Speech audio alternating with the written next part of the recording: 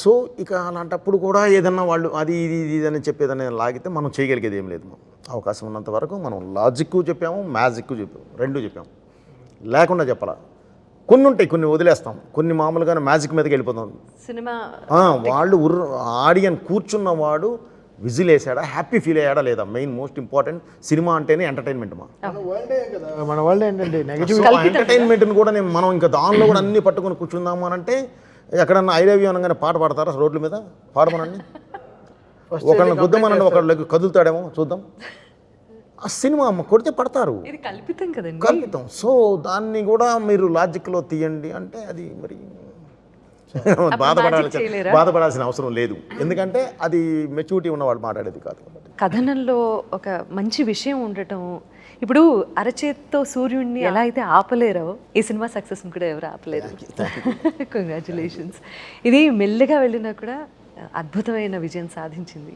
కానీ ఇలా ఇలా ఇలా వైండప్ చేయడం నాకు ఇష్టం లేదు. మీ మీమ్స్ గురించి మాత్రం ఖచ్చితంగా మాట్లాడాలని అనిపిస్తుంది నాకు. బాబోయా,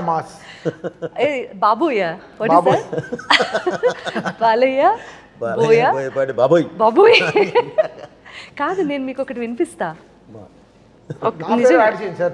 ఎక్కడైనా బాతోబోయ్ బాతోబోయా మాతోబోయా తబయోబా తబయోబా లాంగ్వేజ్ తమసోమాల ఇది మీరు వినాలి.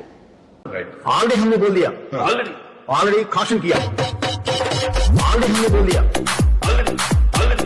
ऑलरेडी हमने बोल दिया, ऑलरेडी हमने बोल दिया, we both already caution kiya. मैं caution kiya speakers, oh caution kiya no logic, only magic.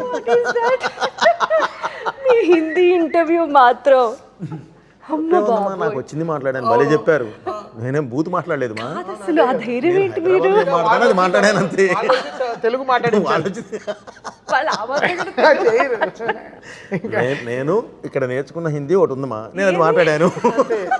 సర్వం హిందీ తెలుసు. భయ్యా దానికి మనమేం చేస్తాం? పానీపూరి వాడితే ఎలా మాట్లాడాలో తెలుసు. భయ్యా ఏంటి చీనా ప్యాజ్ జాదా ఏంటి